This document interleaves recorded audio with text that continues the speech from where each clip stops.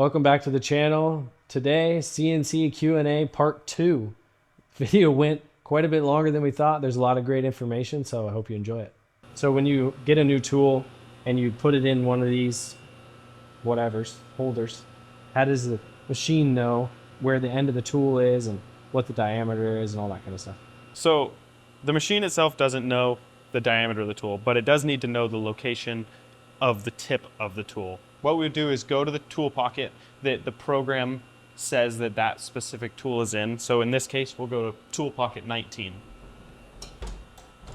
I was teeing you up to correct me and say, this is a tool holder. Oh, sorry, didn't catch on. To manually change the tool, go to MDI mode, hit T19 in our case, because we want to go to tool 19, and then hit ATC forward or ATC reverse. The machine will just take the shortest path in order to get to that tool pocket.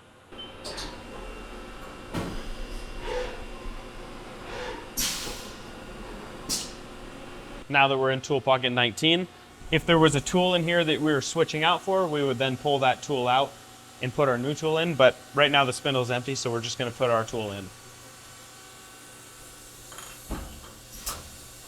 Now that that tool is in, we have to locate the tool. So I always locate a tool as soon as I put it in the spindle, rather than putting all my tools in and then going back and locating them.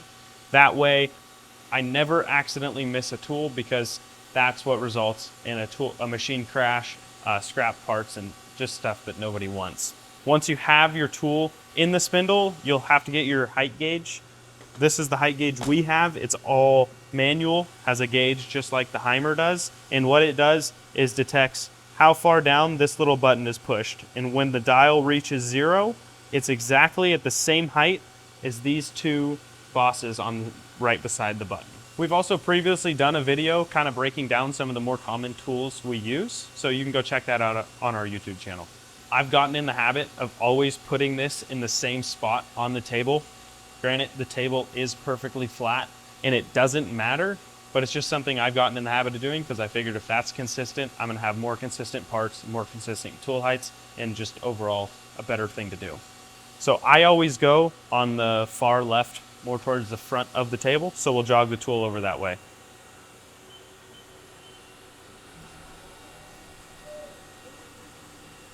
Another thing to note is that when you're working on something that can read up to the 10,000th of an inch, everything matters. For example, a sheet of paper averages around 3/1000ths of an inch. So you don't just want to set this on a dirty table. Granted, I know there's just coolant on this table. It's always a good idea to blow the table off where you're going to set your height gauge, to ensure that there's no chips or dust or dirt or anything underneath it, so you get an accurate reading. You're not worried about the air getting on the table? And they told you there's no such thing as a stupid question.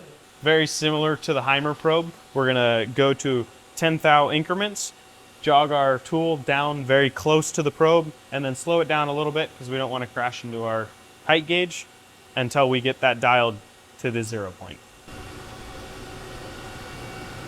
It's also important to try and hit the center of the button. Just same thing, consistency is always a good idea. You don't want to have the ability to potentially rock the button over, although it does slide perfectly up and down. It's just always a good idea. Now that the tool is at the 0 on the dial for our height gauge, we go over to the controller. Very similar to setting your offsets for your work piece. You go to your offset screen. The tool's highlighted, so I'll hit the down arrow, and then it'll automatically bring me to tool 19's offsets. So in tool 19 being highlighted, I can hit tool offset measure. If the number is changing greater than 1/4 of an inch, it'll give me this warning to make sure that I know that this is what I want to be doing. In this case it is. I'll hit Y or yes on the keypad, and it'll change the number. So this number that we just generated is negative 12.8486.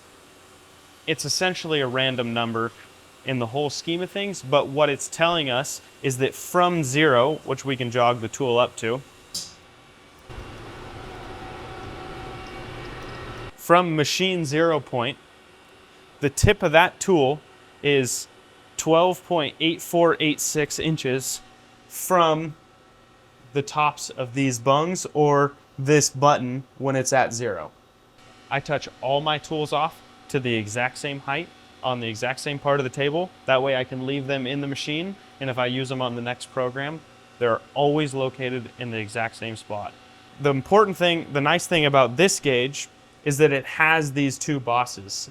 One gives me an easy way to zero it out. I can take a flat piece of stock, push it down against those two bosses, and then you actually have a slight amount of adjustment.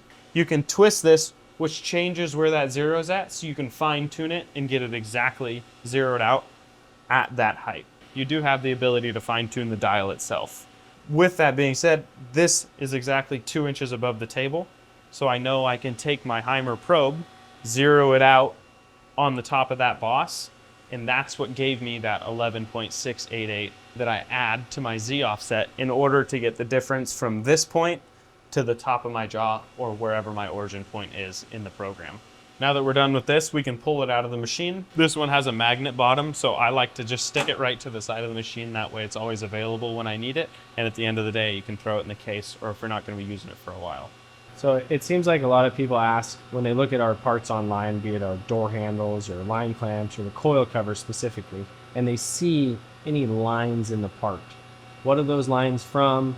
Can you feel them often? And what is that all about? So that would be the toolpath marks. So even if the surface, for example, the tops of the coil covers is a frequently asked question, you can see the marks all over the top of the part.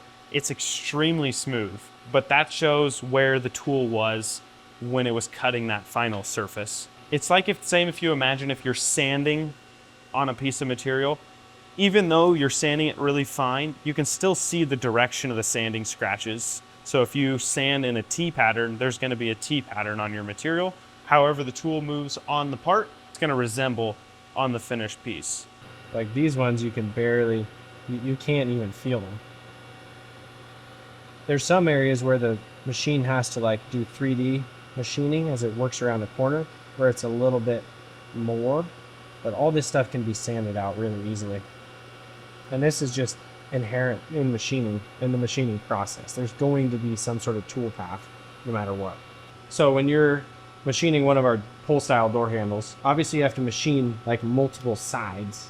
So do you have to manually flip the part as it's being machined? So this is a 3-axis machine, which means it only has X, Y, and Z. So I do have multiple operations and multiple programs for each part. Most parts have 2 operations because you get the top half and then you flip it over and get the bottom half. For example, for the door handles, those actually have 4 operations to make one handle. You just have different offsets for each operation, and you do operation 1 on all of your parts and then go back in, set up for operation 2, run operation 2. So maybe you have to flip the part 180 degrees all the way around, or maybe you flip it and tip it up on its side for the door handles, twist it all around in order to access every side of the part. Each step is planned out in the computer, and I can see what material is left after operation 1 and then what material is left after operation 2, so on and so forth until the part is complete. Because our door handles have so much shape, and they're trying to match basically an original cast part, like the aesthetic of that adds a lot of complexity to the machining, because it's not like we didn't design the door handles to be like easy to machine.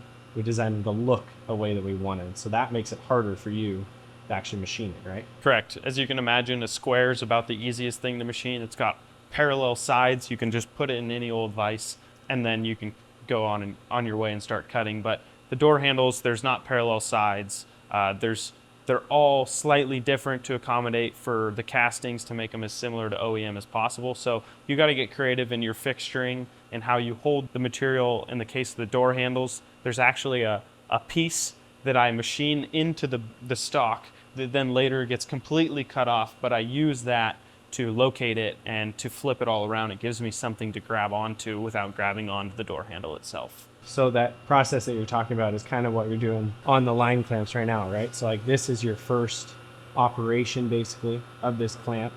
So you're running all these line clamps, and granted the table's full, they're everywhere. We've been doing a big restock right now. So this is your first op, and then you flip over and do a second op. Yeah, so that's actually a really good example. You put the stock in for operation 1, and I machined 2 parts out of 1 piece of billet. It makes for less parts that you have to handle in order to make more line clamps, more accuracy. It just makes the process quicker and better all the way around. So operation 1, I put the stock in the vise. You can see there's a little bit of leftover material here, and that's what I have to grab onto with the vise. It goes and cuts everything it can reach in this direction, and then that's the end of operation 1. Operation 2, I flip it over like this. I cut our windows and drill and countersink the holes. And then operation 3, I have custom cut soft jaws that grab each individual part. For this part, there's only 2, but you get into some of the smaller ones and I'll run 3 in 1 piece of billet. So I have custom cut jaws that'll hold onto this. Flip it over and it removes all of this remaining material, puts the radius on the outer corner, and then you're left with a finished part. So each part on a line clamp is actually 3 operations. In between each operation, I have to manually pull the part out and put a new part in and flip the part around. So these are machined on all sides. None of this is just stock. The machine actually precision cuts every point of this, every aspect of these. Correct, yeah. You could theoretically leave some parts where you have a mill finish, but it looks a lot better and is far more accurate to machine all sides, so everything is machined on that part. These line clamps, along with all of our other products, are available for sale at sandersstreetrods.com. Okay, so when you're designing a part like the door handle, and you've got the model in the computer, in CAD, how do you take that part and tell the machine what tool to use and when? Is there any automation in that process? Does the computer have the ability to do that? Or do you have to literally say, grab a 1/2 inch end mill and do this, and then do this? There is a sense of automation to it. You can select the toolpath style and then select the tool. For example, a roughing toolpath would be an adaptive toolpath, is one that I commonly use. I tell it the style of toolpath and what tool for like a 1/2 inch end mill, and then it'll generate based on how large the stock is that is predetermined in the program, how far down, how aggressive I want it to cut, and it'll auto-generate a large chunk of this program and remove a majority of the material. The main part that gets into me manually programming, which isn't even really manually programming, would be if there's a specific contour I want the tool to follow, I can either draw it out with a sketch in the computer or have a surface or an edge that I want it to follow, and I can select specific lines that I want the tool to follow and what side of that line I want the tool to follow. And then the computer itself does auto-generate the numbers and letters that you'd see on the screen and tells the machine what to do. Something that I just think is really interesting is how you can use this machine to cut threads of nearly any diameter. So Derek can kind of show you how that works and what it looks like. So for a lot of internal threads, you can just use a tap, as you'd probably imagine. But when you get into larger diameters or external threads, you use what's called a thread mill. This is a thread mill. This is a single point thread mill. So it can cut a variety of different pitches of threads.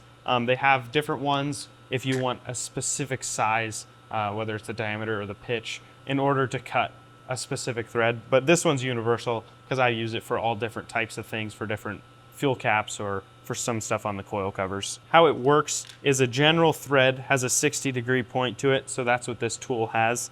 And then it rotates around the part, helixing up at the correct pitch in order to cut the thread. So this particular thread gauge that I made for our coil covers was cut with this thread mill. For this one, this is made out of stainless steel. I worked my way in. You do multiple passes in order to get the correct depth, but the machine moves in all 3 axes simultaneously in order to cut a thread that functions just like a thread is supposed to. You can do both internal and external threads. The thread gauge I showed cut these threads, and it also cut those internal threads to create these 2 mating parts. Okay, to finish it up, it's the end of the day.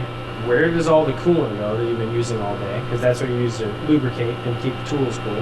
And then what about all the chips? Yeah, so all the coolant's actually recycled. There's a coolant sump underneath the machine on this side, and it just continuously pumps the coolant into the machine, sprays it on the tool, and then it runs through a series of filters to get all the metal shavings out, and it recirculates all day, every day. As far as the chips go, they collect in the bottom of the machine. The coolant filters through the chips in order to get back into the coolant sump. I try and wash the machine down so that they're all towards the front of the machine and off all the walls, and then let the coolant drain out overnight. That way I'm not scooping out a bunch of coolant. We collect all the chips into some garbage cans and then into some larger totes, and then it gets taken to Binford Auto Wrecking, and then they sort through all the metals, and it eventually gets melted down back into another piece of billet and sold to the next guy.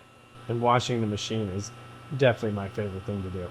That's the only thing Josh is really qualified to do, but yeah, I let him wash the machine. I'll be the wash boy.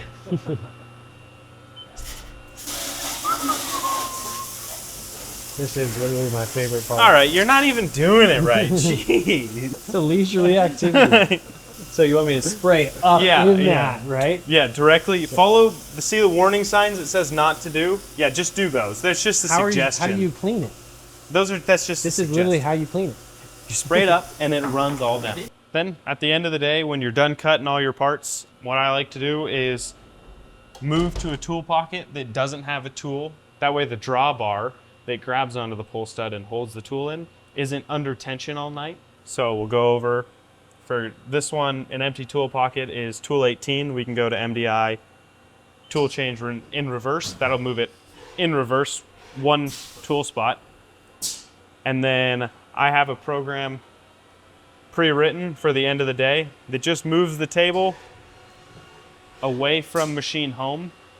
That way when you power up the machine, it has somewhere to go rather than just once the spindle is empty and the table is moved to the correct position, you hit power off. That all shuts down, and then we turn the 3-phase converter off. Thanks for watching part 2. If you like it, like it. If you got a question, ask it. And once again, don't forget to check the fit. The same fit. I thought you were wearing that in part 1. Shut up. It's a good fit. I checked it, and it's good.